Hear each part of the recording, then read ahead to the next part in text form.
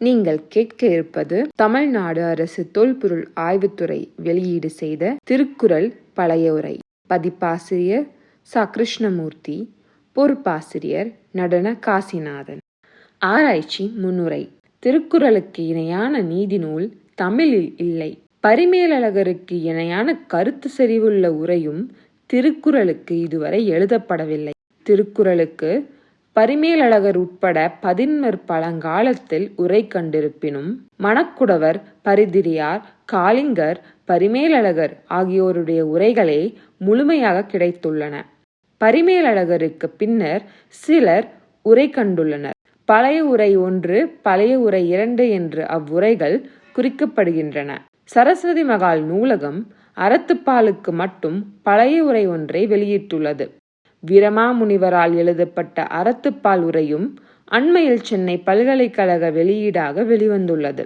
வ.வே.சு. ஐயர், திரு.வி.க., வ.உ.சி., மு.வ., திருக்குறள் முனுசாமி, தண்டபாணி சுவாமிகள், அரங்கநாதர், சக்கரவர்த்தி, நாமக்கல் ராமலிங்கம், வ. சுபமாணிக்கம், க. அப்பாதுரை, ரா. சாரங்கபாணி போன்றோர் திருக்குறளுக்கு அரிய விளக்கங்களை எழுதியுள்ளார்கள். சில சைவ மடங்களும் பல்கலைக்கழகங்களும் வெவ்வேறு கோணங்களில் திருக்குறளையும் திருக்குறளுக்கு எழுதப்பட்ட உரைகளையும் வெளியிட்டும் வருகின்றன. அச்சில் வராத உரைகள் இன்னும் பல உள்ளன. அவற்றுள் தொல்பொருள் ஆய்வுத்துறை திரட்டிய அச்சிடப்படாத இந்த உரையும் ஒன்றாகும். இவ்வுரை பரிமேலழகர் உரையை பின்பற்றியிருப்பினும் சில இடங்களில் மாறுபட்ட உரையை கொண்டுள்ளது. பழங்காலத்தில் திருக்குறளுக்கு உரை கண்டவர்கள் பலரும் பொழிப்புரை அல்லது குறிப்புரை என்ற நிலையிலேயே உரை எழுதியுள்ளனர்.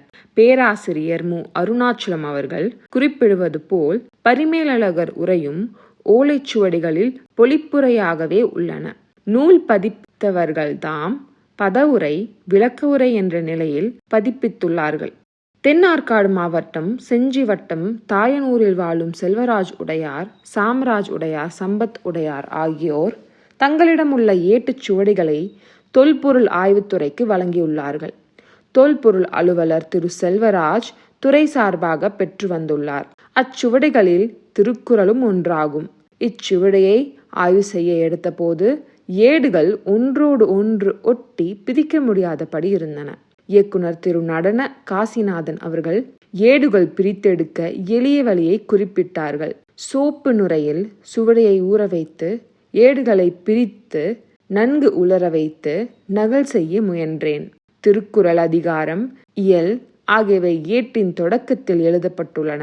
குறளும் பதசாரமும் தாத்பிரியமும் தனித்தனியாக 3 கட்டமாக எழுதப்பட்டுள்ளன. ஒரு பக்கத்திற்கு ஒரு குறள் மற்றும் உரை என்ற நிலையிலேயே சுவடி எழுதப்பட்டுள்ளது. எழுத்தமைதி மற்றும் நடையை பார்க்கும்போது கிபி 18-19ஆம் நூற்றாண்டாக தோன்றுகிறது. ஒவ்வொரு அதிகாரத்திற்கான விளக்கமும் சுருக்கமாக உள்ளது. ஓரளவு கற்றவருக்கு புரிந்து கொள்ளும்படி உரை இருப்பினும் புணர்ச்சி விதி மாறாமல் சொற்கள் சேர்த்து எழுதப்பட்டுள்ளன. வட சொற்கள் மிகுதியாக பயன்படுத்தப்பட்டுள்ளன. பரிமேலழகர் பொழிப்புரையை தழுவிய இவ்வுரையாசிரியர் ஒவ்வொரு சொல்லுக்கும் பதசாரம் எழுதுகிறார். பதசாரத்தின் திரண்ட கருத்தை தாத்பிரியமாக மிகவும் சுருக்கமாக எழுதுகிறார். பரிமேலழகர் விசேடித்து கூறும் உதாரணங்களை, இலக்கண குறிப்புகளை, மேற்கோள்களை இவர் ஒதுக்கிவிடுகிறார். ஒரு சில குறள்களுக்கு பரிதிரியார் உரையை அல்லது மணக்குடவர் உரையை தழுவி பதசாரம் எழுதி சொல்கிறார். இச்சுவடியில் சில குறள்களுக்கு பாட பேதமும் உள்ளன. அறத்துப்பால் முழுமைக்கும் பொருட்பாலில் பெரியாரை துணைக்கோடல் வரைக்கும் 8 அதிகாரம் மட்டும் உரை எழுதப்பட்டுள்ளது. இனி ஒவ்வொரு அதிகாரமும் பரிமேலழகர் உரையிலிருந்து எவ்வாறு வேறுபடுகிறது என்பதை காண்போம்.